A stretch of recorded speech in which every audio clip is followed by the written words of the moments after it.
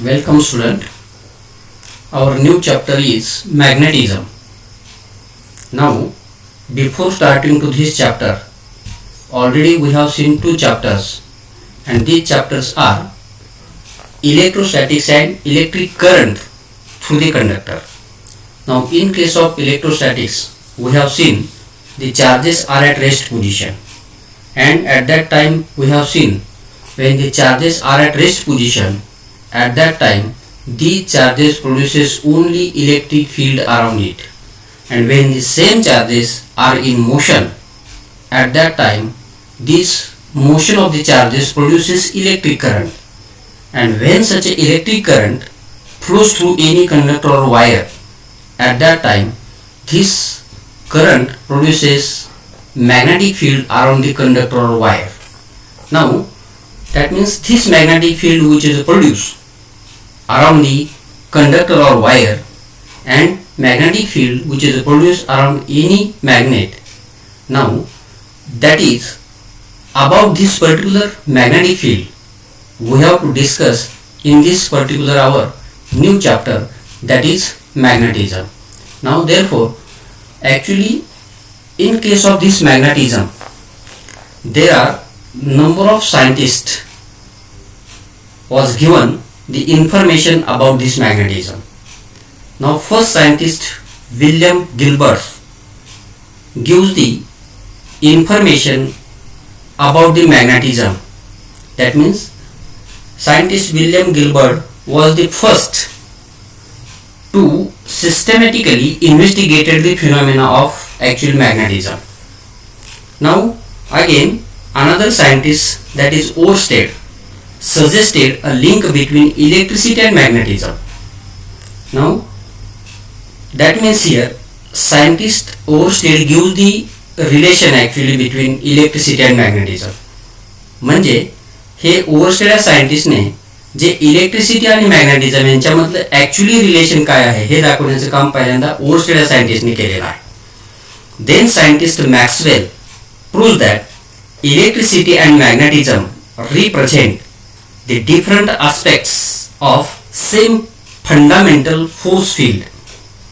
Now these are the different scientists and they give the different information about this magnetism.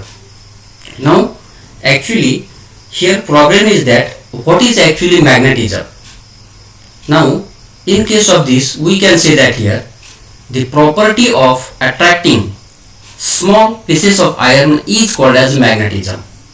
म्हणजे अशा पद्धतीची property असते मटेरियलकडे की त्या प्रॉपर्टीमुळे ते मटेरियल त्या ठिकाणी आयर्न पार्टिकल्स हे अट्रॅक्ट करून घेतं. अशा पद्धतीच्या ह्या प्रॉपर्टीला त्या ठिकाणी मॅग्नेटिझम असं म्हणतात. आणि म्हणून मॅग्नेटिझमचे डेफिनेशन आपल्याला या पद्धतीने करता येईल. The property of attracting small pieces of iron is called as magnetism, and the material which shows this type of property is actually called as magnet. Now here different types of magnets are given in this diagram, and these different types are here bar magnet, magnetic needle, then horseshoe magnet are given. Now in this case U-shaped magnet, bar magnet, then magnetic needle is given. Also one type of stone is given which shows the property of material, and in this case all such type of magnet are shown which are attracting the small pieces of iron, that is pins. Here this is shown in this particular diagram. Therefore such type of different magnets are available in the market. Now here we can say that here now each and every magnet, if you consider any type of magnet, it may be bar magnet, it may be U-shaped, it may be magnetic needle, or any type of magnet. Now each and every magnet has two poles, and we know that these two poles are called as north pole and south pole. म्हणजे आपल्याला माहिती आहे की आपण कोणताही magnet विचारात घेतला तर त्या मॅग्नेटला दोन पोल असतात आणि आपण त्यातल्या एका पोलला म्हणतो नॉर्थ पोल आणि दुसऱ्या पोलला म्हणतो साऊथ पोल. आता ॲक्च्युली इथं प्रॉब्लेम असा आहे की पोल म्हणजे काय. Actually what is pole of the magnet? मग आता pole of the magnet means समजा आपण या ठिकाणी बार मॅग्नेट विचारात घेतला. When such a bar magnet is dipped into iron fillings, then it is observed that all the iron filings are attracted towards the end of the magnet. That means maximum attraction point of the magnet is situated near the end of the magnet, and the center of such a maximum attraction point, which is situated near the end of the magnet, is actually called as the pole of the magnet. म्हणजे iron feelings मध्ये जर आपण एखादा magnet किंवा बार magnet deep केला तर त्या बार मॅग्नेटच्या दोन्ही एंडला त्या ठिकाणी आयर्न फिलिंग्स अट्रॅक्ट झालेले दिसतात. म्हणजे मॅक्झिमम अट्रॅक्शन पॉइंट हा त्या बार मॅग्नेटच्या ह्या एंड पॉइंटला असतात, म्हणजेच near the end of the magnet असतात. आणि ह्या मॅक्झिमम अट्रॅक्शन पॉइंटचा जो का सेंटर असेल ह्या सेंटरला actually pole of the magnet म्हणतात. मग आता हा पोल ऑफ द मॅग्नेट झाल्यानंतर आता which pole is called as N pole and which pole of the magnet is called as S pole of the magnet. म्हणजे आता कोणत्या पोलला एन पोल कोणत्या पोलला एस पोल म्हणायचं त्याच्याकरता आपल्याला इथं असं म्हणता येईल, Wien bar magnet is freely suspended in air with the help of thread, then this will rotate and come to rest with its axis parallel to north-south direction. Then the pole of the magnet which is pointing towards north direction, that is called as n pole, and pole of the magnet which is pointing towards south direction, that is called as south pole of the magnet. And in this way we can use the name to the pole of the magnet, that is n and s pole. Now then here we can say that when a magnet is broken into two pieces or more pieces, then each piece behaves like a magnet having again n and s pole, but we can't get single pole of the magnet. म्हणजे इथं जर आपण एखादा magnet घेतला आणि तो आपण break केला, दोन पीसेस तयार होतील, किंवा त्या दोनचे पुन्हा चार पीसेस आपण तयार केले, असं process of cutting the magnet आपण जर कंटिन्यू करत गेलो तर आपल्याला smaller and smaller pieces of the magnet मिळतात की ज्याला पुन्हा त्या ठिकाणी एन अँड एस पोल असतात, परंतु मॅग्नेटचा आपल्याला सिंगल पोल त्या ठिकाणी मिळत नाही. आणि म्हणून आपल्याला असं म्हणता येतं, Wien bar magnet is cut in two pieces or if we continue the process of cutting the magnet, at that time we get smaller and smaller pieces of the magnet having n and s pole, but we can't get single pole of the magnet.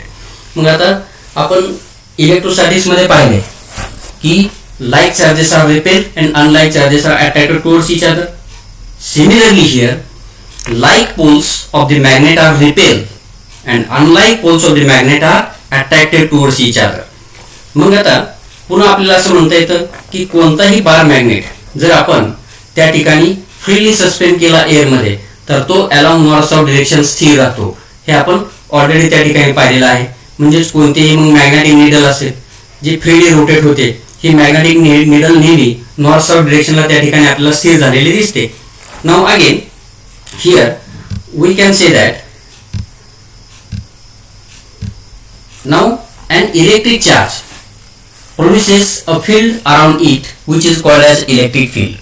आता आपण पाहिले की electrostatics मध्ये की कोणताही electric charge हा स्वतःभोवती electric field तयार करतो, हे आपण इलेक्ट्रोस्टॅटिक्स या चॅप्टर मध्ये पाहिलेलं आहे. Similarly like this any magnet produces a field around it and which is called as a magnetic field. म्हणजे जसा चार्ज स्वतःभोवती फील्ड तयार करतो त्याला इलेक्ट्रिक फील्ड म्हणतात, तसं कोणताही मॅग्नेट स्वतःभोवती मॅग्नेटिक फील्ड तयार करतो किंवा जे फील्ड तयार करतो त्याला मॅग्नेटिक फील्ड असं म्हणतात. मग आता त्याच पद्धतीने पुन्हा आपल्याला असं म्हणता येईल, the electric field can be described in terms of vector quantity and that vector quantity is called as electric intensity. Similarly like this, the magnetic field can be described in terms of vector quantity and that vector quantity is called as a magnetic induction vector or it is also called as simply magnetic field. म्हणजे electric field आपण describe करण्याकरता जी vector quantity वापरतो त्याला electric intensity म्हणतात. त्याच पद्धतीने magnetic field जे मॅग्नेटच्या भोवती तयार झालेलं आहे ते मॅग्नेटिक फील्ड डिस्क्राइब करण्याकरता जी वेक्टर क्वांटिटी यूज करतात त्याला मॅग्नेटिक इंडक्शन असं म्हणतात किंवा सिम्पली मॅग्नेटिक फील्ड असं त्या ठिकाणी म्हणतात. पुढच्या केसमध्ये आपल्याला असं म्हणता येईल, the electric field can be describe or represented by drawing lines which are called as electric lines of force. Similarly like this, the magnetic field can be represented by lines which are called as magnetic lines of force. म्हणजे कोणतंही electric field आपण represent करतो bye drawing electric lines of force आणि ह्या लाईनलाच किंवा ज्या lines त्या electric फील्डमध्ये प्रेझेंट असतात त्या लाईन्सला त्या ठिकाणी इलेक्ट्रिक लाईन्स ऑफ फोर्स असं म्हणतात. त्याच पद्धतीने मॅग्नेटिक फील्ड रिप्रेझेंट करण्याकरता ज्या लाईन्स वापरतात त्या लाईन्सला actually magnetic lines of force असं म्हणतात. म्हणजेच इलेक्ट्रिक फील्ड रिप्रेझेंट करण्याकरता ज्या लाईन्स वापरतात त्याला इलेक्ट्रिक लाईन्स ऑफ फोर्स, म्हणजेच इलेक्ट्रिक फील्डमध्ये लाईन्स असतात त्याला म्हणतात electric lines of force. Magnetic फील्डमध्ये जे लाईन्स असतात त्याला म्हणतात मॅग्नेटिक लाईन्स ऑफ फोर्स. आणि ह्या इलेक्ट्रिक लाईन्स ऑफ फोर्सने इलेक्ट्रिक फील्ड रिप्रेझेंट करतात, मॅग्नेटिक लाईन्स ऑफ फोर्सने मॅग्नेटिक फील्ड त्या ठिकाणी आपल्याला रिप्रेझेंट करता येतं असं आपल्याला म्हणता येतं. हे जे आपण पॉईंट्स पाहिलेले आहेत या पॉईंटच्या सहाय्याने इलेक्ट्रिक फील्ड आणि मॅग्नेटिक फील्ड यांच्यामधलं हे डिस्टिंग्विश पॉईंट आपल्याला या पद्धतीने या ठिकाणी सांगता येईल. मग आता थोडक्यामध्ये इलेक्ट्रिक फील्ड म्हणजे विद्युत क्षेत्र आणि मॅग्नेटिक फील्ड म्हणजे चुंबकीय क्षेत्र. विद्युत क्षेत्र हे इलेक्ट्रिक चार्जच्या भोवती तयार होतं आणि चुंबकीय क्षेत्र हे मॅग्नेटच्या भोवती तयार होतं. हे सिम्पली या पद्धतीने आपल्याला सांगता येईल. आणि मग आता पुढच्या केसमध्ये आपल्याला या ठिकाणी सांगता येतं पहा की the number of magnetic lines of force passing normally through the given area in the magnetic field is called as a magnetic flux. म्हणजे बघा आता मॅग्नेटिक फील्डमध्ये ज्या number of magnetic lines of force असतात ह्या number of magnetic lines of force ज्या normally एखाद्या given एरियामधून magnetic फील्डमधल्या pass होतात याला म्हणतात मॅग्नेटिक फ्लक्स. आणि म्हणून शॉर्टमध्ये काय म्हणता येईल, the number of magnetic lines of force passing normally through the given area in magnetic field is called as magnetic flux. थोडक्यामध्ये मॅग्नेटिक फ्लक्स म्हणजे या ठिकाणी म्हणता येतं bunch of magnetic lines of force किंवा group of magnetic lines of force. मग आता पुढे आपल्याला म्हणता येतं की SI unit of magnetic flux is called as weber. जसं आपण पाहिलं की इलेक्ट्रोस्टॅटिक्समध्ये इलेक्ट्रिक लाईन्स ऑफ फोर्समध्ये इलेक्ट्रिक लाईन्स ऑफ फोर्स ह्याचं किंवा ह्या इलेक्ट्रिक फ्लक्स त्या ठिकाणी आपण डिफाईन केलं होतं आणि त्या इलेक्ट्रिक फ्लक्सचं पण युनिट काय आलं होतं वेबर.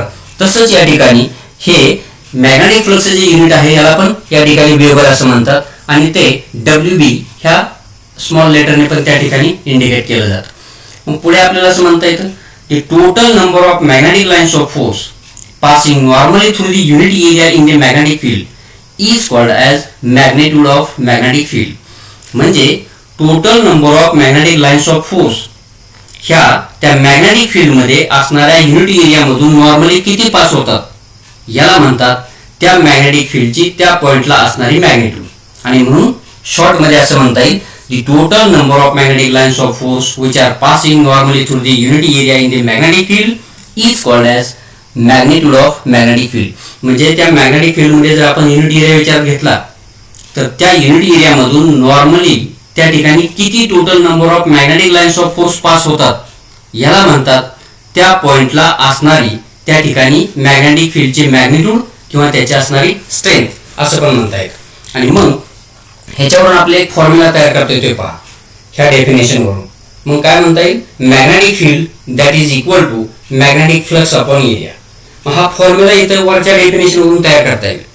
मग magnetic field is equal to magnetic flux upon area. आता मॅग्नेटिक फ्लक्स म्हणजे काय, total number of magnetic lines of force passing normally through the given area आणि डिवाइडेड बाय या ठिकाणी आपल्याला म्हणता येतं एरिया. मग आता total number of magnetic lines of force म्हणजेच मॅग्नेटिक फ्लक्स याला टोटली एरियाने जर डिवाइड केलं तर आपल्याला मिळतं magnetic flux per unit area. आणि magnetic flux per unit area म्हणजेच याला म्हणता येतं मॅग्निट्यूड ऑफ मॅग्नेटिक फील्ड. आणि म्हणून सिम्पली आपल्याला इथं लिहिता येते magnetic field is equal to magnetic flux upon area. आणि म्हणून हा फॉर्म्युला या पद्धतीने त्या ठिकाणी तयार करता येतोय. मग आता इथं आपल्याला पुन्हा त्याच्यावरून हे एक इक्वेशन या पद्धतीने मिळेल. Therefore magnetic field is equal to d∅ divided by a. म्हणजे मॅग्नेटिक फ्लक्स हे d∅ ह्या लेटरने दाखवलं जातं किंवा सिम्पली φ या लेटरने पण दाखवलं जातं. म्हणून d∅ divided by a. d∅ म्हणजे मॅग्नेटिक फ्लक्स, a म्हणजे एरिया. आणि मग इथं जर आपण त्याचं युनिट फाइंड आउट केलं मॅग्नेटिक फील्डचं तर ते युनिट मिळतंय हे मॅग्नेटिक फ्लक्स युनिट असतं वेबर आणि एरियाचं मीटर स्क्वेअर. आणि म्हणून मॅग्नेटिक फील्ड किंवा मॅग्नेटिक इंडक्शनचं जे युनिट असतं ते वेबर पर मीटर स्क्वेअर ह्या युनिटच्या सहाय्याने त्या ठिकाणी इंडिकेट केलं जातं. आणि मग आता इथं हे मॅग्नेटिक फील्ड दुसऱ्या एका युनिटमध्ये पण एक्सप्रेस केलं जातं. त्याला टेस्ला असं म्हणतात. म्हणजेच या ठिकाणी this unit weber per metre square is also called as a tesla. म्हणजे बघा, weber per metre square this unit is also called as a tesla. म्हणजे 1 weber per metre square that is also equal to 1 tesla. पण magnetic field किंवा magnetic induction represent करण्याकरता दुसरे unit वापरतात, त्याला म्हणतात गॉस. आणि मग टेस्ला आणि गॉस यांच्यामध्ये जे रिलेशन आहे ते रिलेशन या ठिकाणी दिलेलं आहे. 1 tesla is equal to 10⁴ gauss. आणि म्हणजेच हे गॉस हे स्मॉल युनिट आहे मॅग्नेटिक इंडक्शनचे किंवा मॅग्नेटिक फील्डचं, आणि टेस्ला हे लार्जर युनिट आहे. आणि म्हणून 1 टेस्ला बरोबर 10⁴ गॉस असं पण त्या ठिकाणी आपल्याला रिलेशन लिहिता येतं, किंवा हे कन्व्हर्शन फॅक्टर ह्या दोन्ही मधलं आहे. आणि म्हणून त्या ठिकाणी हे लक्षात ठेवणं पण त्या ठिकाणी गरजेचं आहे, कारण MCQs वगैरे याच्यावरती विचारलं जाण्याची शक्यता असते. मग आता ह्या पुढच्या पॉईंटमध्ये आपल्याला म्हणता येतं ह्या properties of magnetic lines of force. आता ह्या मॅग्नेटिक लाईन्स ऑफ फोर्सच्या प्रॉपर्टीज आपल्याला डिस्कस करायच्या. मग आता आपण ह्याच्यापूर्वी पाहिले पहा की इलेक्ट्रिक लाईन्स ऑफ फोर्सच्या प्रॉपर्टीज, की ज्या इलेक्ट्रिक लाईन्स ऑफ फोर्सच्या प्रॉपर्टी आपण पाहिल्या होत्या, सेम प्रॉपर्टीज ह्या मॅग्नेटिक लाईन्स ऑफ फोर्सच्या पण त्या ठिकाणी आहेत. आणि मग त्या प्रॉपर्टी ज्या ठिकाणी आपल्याला डिस्कस करायच्या आहेत, त्याच्यामुळे हा पुढचा पॉईंट आपल्याला घेता येईल. मग आता इथं ह्या पॉईंटमध्ये या ठिकाणी हे एक मॅग्नेट दिलेला आहे की ज्याला N आणि S पोल आहे, तो बार मॅग्नेट आहे. आणि मग ह्या मॅग्नेटच्या भोवती जे मॅग्नेटिक फील्ड तयार होतं, त्या मॅग्नेटिक फील्डमध्ये मॅग्नेटिक लाईन्स ऑफ फोर्स असतात. आणि ह्या मॅग्नेटिक लाईन्स ऑफ फोर्सच्या डिरेक्शन या ठिकाणी दाखवलेल्या आहेत. ह्या मॅग्नेटिक लाईन्स ऑफ फोर्स ह्या N पोलकडून त्या ठिकाणी स्टार्ट होत असतात. ह्या N पोलकडून त्या magnetic lines of force start होत असतात, आणि त्याचा एंड हा S पोलकडे त्या ठिकाणी होत असतो. म्हणून त्याची डिरेक्शन ही N पोलकडून डायरेक्टली हे या ठिकाणी अशी S पोलकडे दाखवलेली आहे. हे ह्या डायग्राम मधून आपल्याला ते त्या ठिकाणी क्लिअर होत आहे. आणि मग याच्यावरून आपल्याला या ठिकाणी ह्या 1 बाय 1 ह्या मॅग्नेटिक लाईन्स ऑफ फोर्सच्या प्रॉपर्टीज डिस्कस करता येतील. आणि म्हणून पहिली प्रॉपर्टी याच्यामधली असे सांगता येईल, magnetic lines of force start from N pole and ends on a S pole of the magnet. म्हणजे मॅग्नेटिक लाईन्स ऑफ फोर्स ह्या नेहमी N पोलकडून स्टार्ट होतात आणि त्याचा एंड हा नेहमी S पोलकडे होत असतो. आणि हे ह्या डायग्राम मध्ये त्या पद्धतीने दाखवलेलं आहे. मग आता पुढे असं म्हणता येत, magnetic lines of force never intersect with each other. म्हणजे कोणत्याही मॅग्नेटिक लाईन्स ऑफ फोर्स एकमेकाला कधीही इंटरसेक्ट करत नाहीत, एकमेकाला त्या ठिकाणी टच करत पण नाही. आणि म्हणून त्या ठिकाणी ह्या magnetic lines of force never intersect each other असं आपल्याला त्या ठिकाणी दुसरी प्रॉपर्टी सांगता येते. मग आता पुढची प्रॉपर्टी म्हणता येईल, tangent drawn to the magnetic lines of force at any point. म्हणजे बघा, ह्या मॅग्नेटिक लाईन्स ऑफ फोर्सला कोणत्याही पॉइंटला जर आपण टँजंट ड्रॉ केली, तर ती टँजंट त्या ठिकाणी असणाऱ्या मॅग्नेटिक फील्डची डिरेक्शन दाखवते. आणि म्हणून प्रॉपर्टी या पद्धतीने आपल्याला सांगता येईल, tangent drawn to the magnetic lines of force at any point gives the direction of magnetic field. म्हणजे त्या मॅग्नेटिक लाईन्स ऑफ फोर्सला कोणत्याही पॉइंटला जर आपण टँजंट ड्रॉ केली, तर ती टँजंट त्या पॉइंटला असणाऱ्या मॅग्नेटिक फील्डची डिरेक्शन दाखवण्याचं काम करते असं आपल्याला म्हणता येतं. आणि मग आता पुढची property, magnitude of magnetic field at any point in the magnetic field decides the magnetic flux. म्हणजे मॅग्नेटिक फील्डमध्ये कोणत्याही पॉइंटला त्या ठिकाणी असलेली मॅग्नेट्यूड त्या मॅग्नेटिक फील्डची, म्हणजे बघा, मॅग्नेटिक फील्डमध्ये कोणत्याही पॉइंटला असणारी त्या मॅग्नेटिक फील्डची मॅग्नेट्यूड काय डिसाइड करते, तर मॅग्नेटिक फ्लक्स डिसाइड करते. आणि म्हणून त्या ठिकाणी आपल्याला या पद्धतीने प्रॉपर्टी सांगता येतं, magnitude of magnetic field at any point in magnetic field decides the magnetic flux.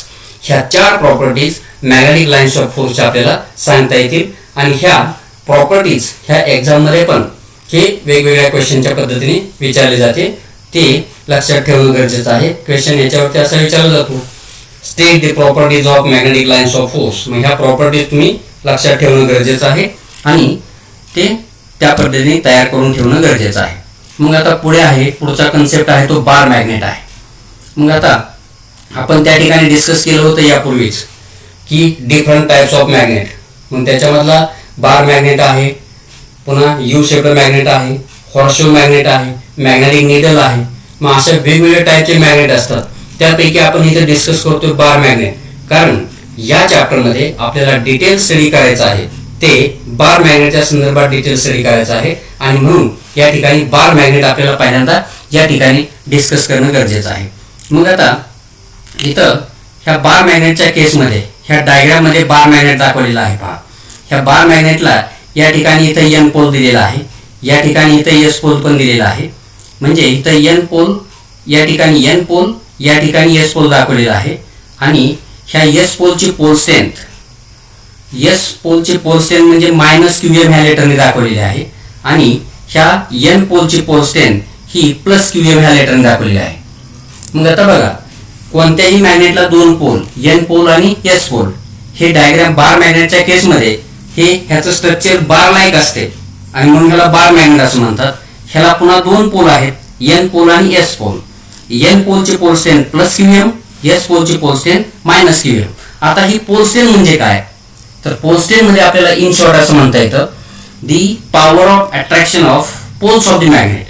म्हणजे त्या पोलची हे आयर्न फिलिंग्स अट्रॅक्ट करून घेण्याची जी काय पॉवर असते, ऍक्च्युली याला म्हणतात पोल स्ट्रेंथ. आणि एन पोलची पोल स्ट्रेंथ ही नेहमी +QM ने दाखवली जाते आणि एस पोलची पोल स्ट्रेंथ ही -QM ह्या लेटरने त्या ठिकाणी दाखवली जाते. ऍक्च्युली हे +QM आणि -QM ह्याला pole strength of the magnet असं म्हणतात. ह्या दोघांची मॅग्निट्यूड सेम असते, परंतु यांचं नेचर डिफरंट असतं. एक पॉझिटिव्ह असतो, एक निगेटिव्ह असतो. म्हणजेच हे +QM आणि -QM याला म्हणतात मॅग्नेटिक चार्जेस. जसं तिथं आपण पाहिलं इलेक्ट्रिक डायपोलमध्ये -Q +Q, तसं इथं -QM +QM हे आहेत मॅग्नेटिक चार्जेस मॅग्नेटच्या केसमध्ये. मग आता ह्या मॅग्नेटचे दोन पोल आहेत एन आणि एस पोल. ह्या दोन पोल मधलं जे डिस्टन्स आहे, ऍक्च्युली हे डिस्टन्स इथं मॅग्नेटिक लेंथच्या आहे, त्याला म्हणतात मॅग्नेटिक लेंथ. आणि त्या मॅग्नेटच्या एन टू एन मधलं जे डिस्टन्स आहे याला म्हणतात जॉमेट्रिक लेंथ. ते दाखवलेलं आहे या डायग्राम मध्ये पहा. मग आता दोन पोल मधलं डिस्टन्स आहे त्याला म्हणतात मॅग्नेटिक लेंथ आणि एन टू एन मधलं अंतर आहे मॅग्नेटच्या, त्याला म्हणतात जॉमेट्रिक लेंथ. आता मॅग्नेटच्या दोन लाईन मधून पास होणारी लाईन असेल याला म्हणतात ऍक्सिस ऑफ द मॅग्नेट. आणि म्हणून आपल्याला असं म्हणता येतं line which is passing through the two poles of the magnet that is called as axis of the magnet.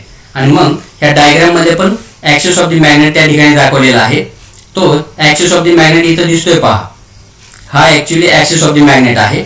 आणि पुढे पण आपल्याला असं म्हणता येतं line which is passing through centre of the magnet and perpendicular to axis of the magnet is called as actually equator of the magnet. मग इथं तो मॅग्नेटचा इक्वेटर दाखवलेला आहे पहा, हा इक्वेटर आहे. मग इथं पहा ऍक्सिस म्हणजे मॅग्नेटच्या दोन पोल मधून पास होणारी लाईन याला म्हणतात ऍक्सिस ऑफ द मॅग्नेट. आणि मॅग्नेटच्या सेंटर मधून पास होणारी लाईन आणि ऍक्सिसला परपेंडिक्युलर असणारी लाईन याला म्हणतात इक्वेटर ऑफ द मॅग्नेट. हे सर्व ह्या डायग्राम मध्ये त्या ठिकाणी दाखवलेलं आहे. मॅग्नेटिक लेंथ म्हणजे दोन पोल मधला डिस्टन्स आणि इथं जॉमेट्रिक लेंथ म्हणजे मॅग्नेटच्या दोन एंड पॉइंट मधला अंतर, याला म्हणतात जॉमेट्रिक लेंथ. म्हणून हे मॅग्नेटिक लेंथ म्हणजे काय, जॉमेट्रिक लेंथ म्हणजे काय, ह्याच्या डेफिनेशन्स आपल्याला वरती इथं दिलेल्या आहेत पहा. Geometric length means the distance between end to end of the magnet. म्हणजे बघा डायग्राम वरून मॅग्नेटच्या दोन एंड मधलं जे डिस्टन्स आहे याला म्हणतात जॉमेट्रिक लेंथ. मॅग्नेटिक लेंथ म्हणजे हे आहे the distance between two poles of the magnet is called as magnetic length. म्हणजे मॅग्नेटच्या दोन पोल मधलं अंतर आहे याला म्हणतात मॅग्नेटिक लेंथ. आणि हे मॅग्नेटिक लेंथ हे नेहमी 2L या लेटरने दाखवलं जातं. आणि म्हणून मॅग्नेटिक लेंथची definition the distance between two pole of the magnet is called as magnetic length. Geometric length distance between end to end of the magnet is called as geometric length. इथं असं पण आपल्याला म्हणता येतं पुढच्या केसमध्ये magnetic length is always less than geometric length. बघा magnetic length is always less than geometric length. मग आता मॅग्नेटिक लेंथ जॉमेट्रिक लेंथ पेक्षा नेहमी लहान असते. याचं कारण काय, याचं कारण म्हणजे now poles of the magnet are not situated exactly at the end of the magnet but it is little distance inside the magnet and that's why magnetic length is always less than geometric length. म्हणजे मॅग्नेटचे pole हे मॅग्नेटच्या एकदम end पॉइंटला नसतात, तर ते थोडंसं end point पासून आतल्या बाजूला असतात. आणि म्हणून त्या ठिकाणी मॅग्नेटिक लेंथ दोन पोल मधलं डिस्टन्स म्हणजे मॅग्नेटिक लेंथ आणि पोल हे मॅग्नेटच्या एकदम एंड पॉइंटला नसतात, थोडेसे आत असतात. आणि म्हणून मॅग्नेटिक लेंथ ही नेहमी जॉमेट्रिक लेंथ पेक्षा कशी असते, कमी असतं असं आपल्याला म्हणता येतं. आणि म्हणून तिथं दिले पहा relation, magnetic length is always less than geometric length. No why it is less than, because poles of the magnet are not situated at the end of the magnet, but it is situated near the end of the magnet, little distance inside the magnet, and that's why the magnetic length is always less than geometric length.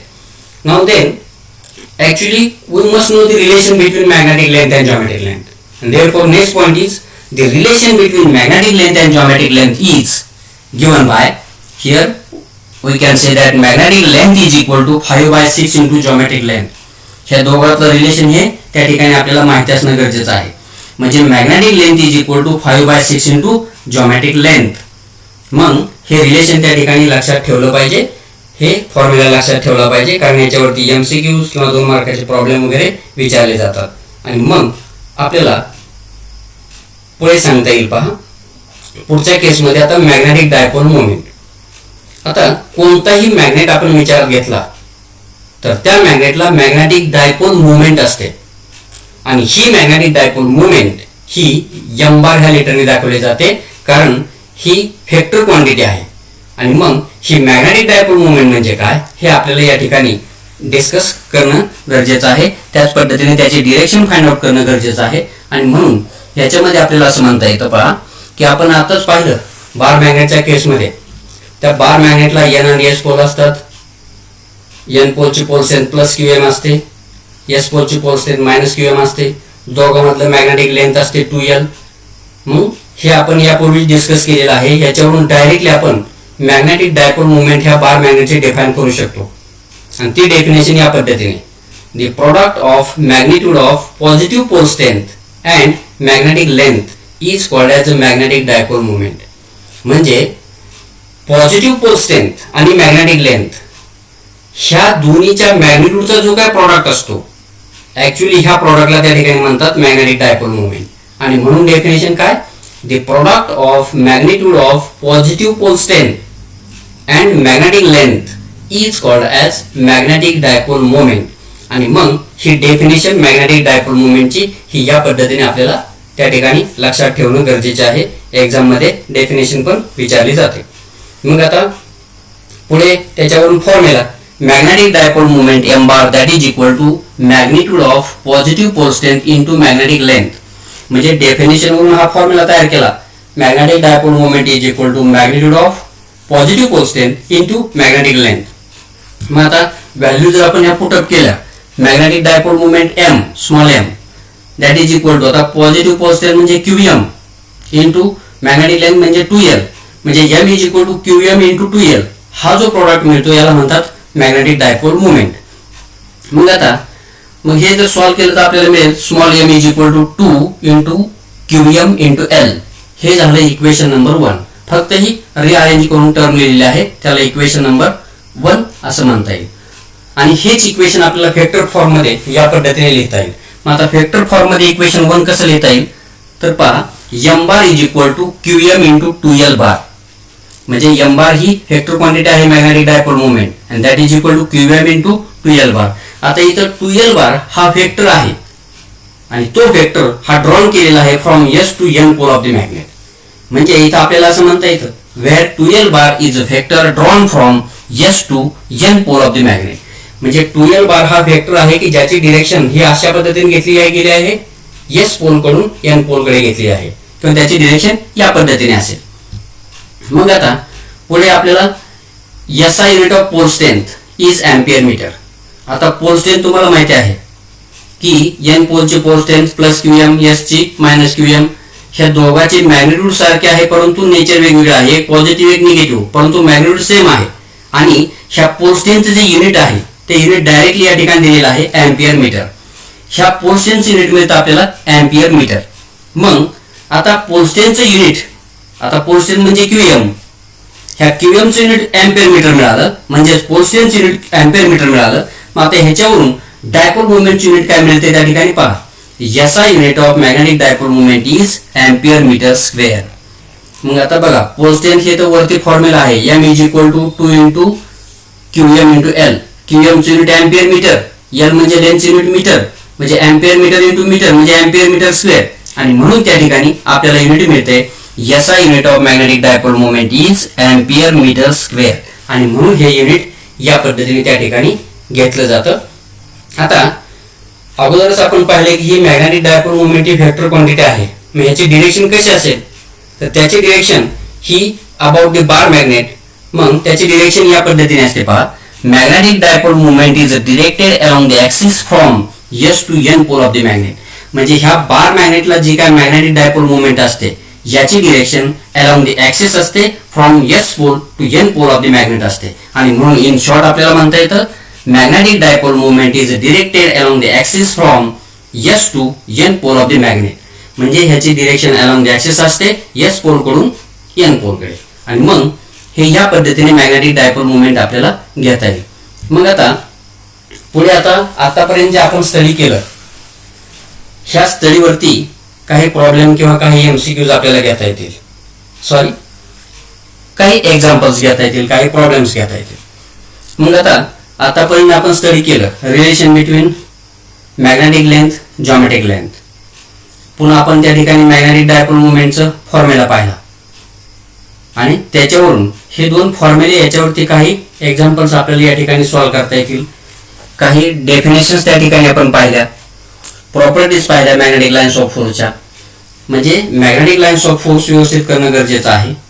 वेगवेगळ्या definition magnetic length, पुन्हा geometric length, axis of the magnet, equator of the magnet, पुन्हा magnetic dipole movement of the magnet ह्याच्या definition तयार करणं गरजेचं आहे. त्याच पद्धतीने जे फॉर्म्युले आपण पाहिले की magnetic length is equal to 5/6 into geometric length तो फॉर्म्युला, मॅग्नेटिक डायपोल मुवमेंटचा formula small m is equal to 2 into QL तो एक फॉर्म्युला आपण पाहिला, किंवा QM into L, small m is equal to 2 QM into L हा एक formula आपण डिस्कस केला.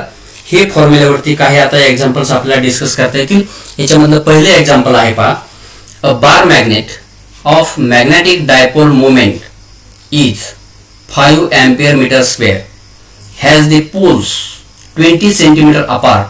Calculate the pole strength. आता ह्या केसमध्ये काय केलेलं आहे, एक बार मॅग्नेट आहे, त्याची मॅग्नेटिक डायपोल मोमेंट दिलेली आहे. ती magnetic dipole moment 5 ampere metre square आहे, आणि त्या बार मॅग्नेटला जे दोन पोल आहेत त्या दोन पोलमध्ये असणारं अंतर 20 सेंटीमीटर दिलेलं आहे. आणि मग तुम्हाला असं विचारलंय की अशा ह्या मॅग्नेटची पोल स्ट्रेंथ किती असेल. म्हणजे बघा, बार मॅग्नेट त्याची magnetic dipole moment 5 ampere metre square आहे, दोन पोल मधलं अंतर 20 सेंटीमीटर आहे, आणि तुम्हाला विचारलंय की मग अशा बार मॅग्नेटची पोल स्ट्रेंथ किती असली पाहिजे. मग आता ह्याच्यामध्ये अशा पद्धतीच्या प्रॉब्लेम मध्ये पहिल्यांदा गिव्हन थिंग्स लिहायच्या. मग मॅग्नेटिक डायपोल मोमेंट आपण स्मॉल m ह्या लेटरने दाखवतो. मग small m is equal to 5 ampere metre square ही मॅग्नेटिक डायपोल मोमेंट. पुन्हा दिलंय मॅग्नेटिक लेंथ, दोन पोल मधलं डिस्टन्स म्हणजे मॅग्नेटिक लेंथ, ते 2L ह्या लेटरने दाखवलं जातं. मग 2L is equal to 20 centimetre आलं. पुढे मग इथं ह्या सेंटीमीटरचं कन्व्हर्शन मीटरमध्ये. आता सेंटीमीटरचं कन्व्हर्शन मीटरमध्ये करताना आपण 100 ने डिवाइड करतो, म्हणजे 20 डिवाइड बाय 100 म्हणजे 20 डिवाइड बाय 100 म्हणजेच काय 10⁻², आणि 10⁻² वरती घेतलं की 10⁻², आणि म्हणून इथं 20 इंटू 10⁻² मीटर हे या पद्धतीने सेंटीमीटरचं कन्व्हर्शन मीटरमध्ये होईल. 20 centimetre is equal to 20 into 10⁻² metre. आणि मग आता इथं फॉर्म्युला आपल्याला फाइंड आउट करायचे पोल स्ट्रेंथ, आणि तुम्हाला माहिती आहे की पोल स्ट्रेंथ आपण QM ह्या लेटरने दाखवतोय, म्हणून इथं ही QM आपल्याला फाइंड आउट करायची पोल स्ट्रेंथ. मग आता त्याच्याकरता फॉर्म्युला मॅग्नेटिक डायपोल मोमेंटचा small m is equal to QM into 2L.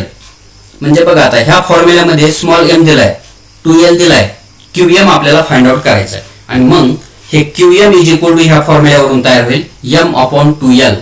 मग आता इथं हे जर व्हॅल्यू आपण पुटअप केल्या m आणि 2L च्या, तर QM is equal to 5 divide by 2L. आता 2L ची व्हॅल्यू वरती फाइंड आउट केली आपण 20 इंटू 10⁻², ती जर पुटअप केली तर ही व्हॅल्यू अशी लिहिता येईल QM is equal to 5 divided by 20 into 10⁻². मग आता 5 डिवाइड बाय 20 आणि हे इंटू 10⁻² आहे, ते जर वरती घेतलं तर 10⁻², मग 10⁻² म्हणजे 100 असतं. मग हे या पद्धतीने लिहिता येईल पुढे QM is equal to 5 into 100 divided by 20. मग आता 5 इंटू 100 केलं तर किती मिळते 500 डिवाइड बाय 20.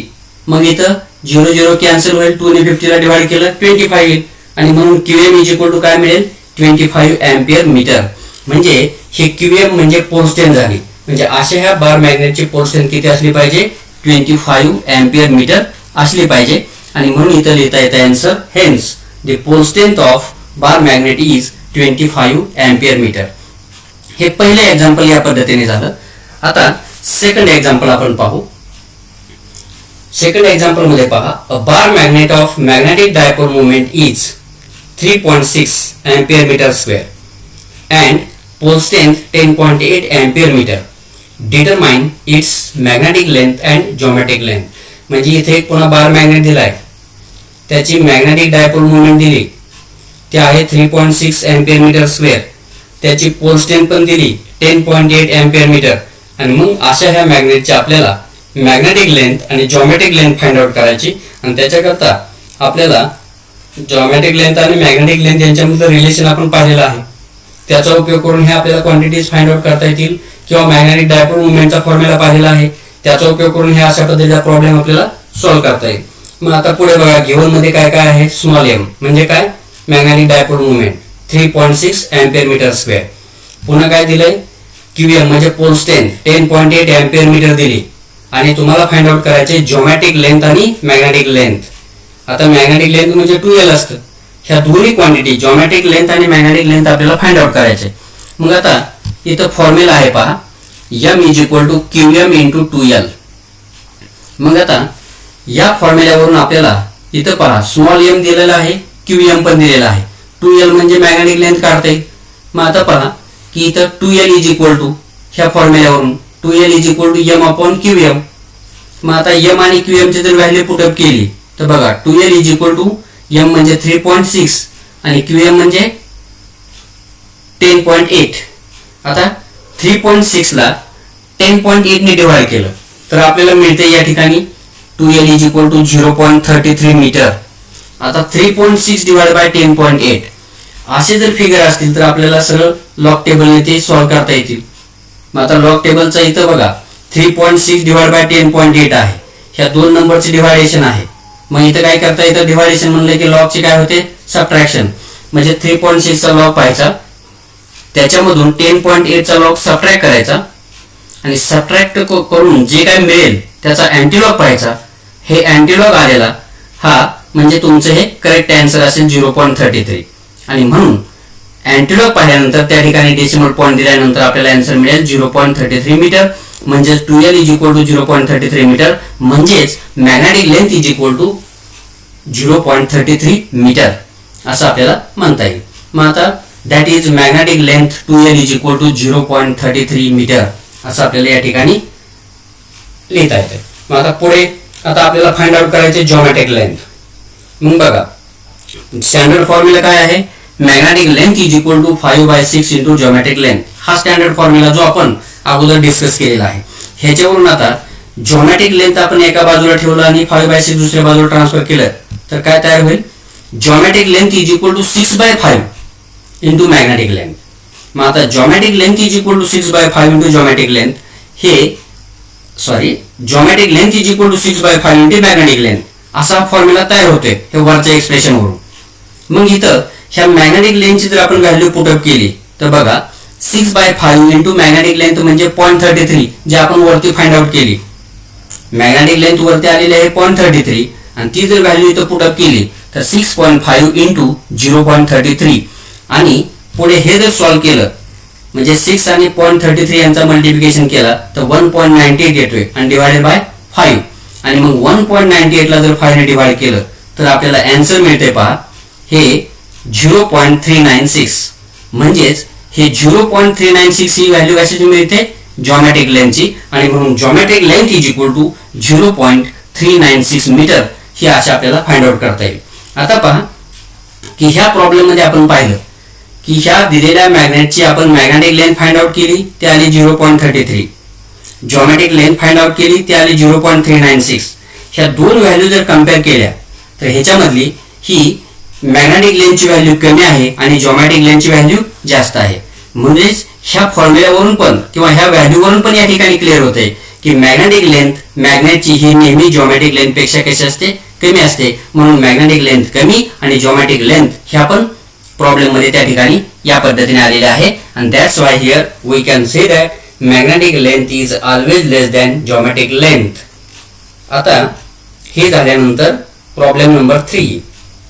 आता हा प्रॉब्लेम नंबर 3 पहा.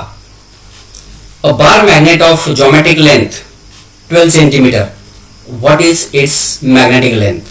मग आता एक बार मॅग्नेट दिलाय, त्याची जिओमॅट्रिक लेंथ दिली 12 सेंटीमीटर आणि तुम्हाला विचारलं इथं ह्याची मॅग्नेटिक लेंथ किती असेल. म्हणजे आता बघा, बार मॅग्नेटची जिओमॅट्रिक लेंथ दिली, मॅग्नेटिक लेंथ काढायची. त्याच्याकरता मग स्टँडर्ड फॉर्म्युला यूज करता येईल. Magnetic length is equal to 5/6 into geometric length. मग आता तो formula geometric length is equal to 12 centimetre दिलेली आहे. मग इथं मॅग्नेटिक लेंथ तुम्हाला फाइंड आउट करायची. मग standard formula magnetic length is equal to 5/6 into geometric length. मग इथं फॉर्म्युला मध्ये व्हॅल्यू आपण पुटअप केली तर magnetic length is equal to 5/6 into geometric length म्हणजे 12. आणि मग 5/6 इंटू 12, 6 ने 12 ला डिवाइड केलं तर 2 मिळेल.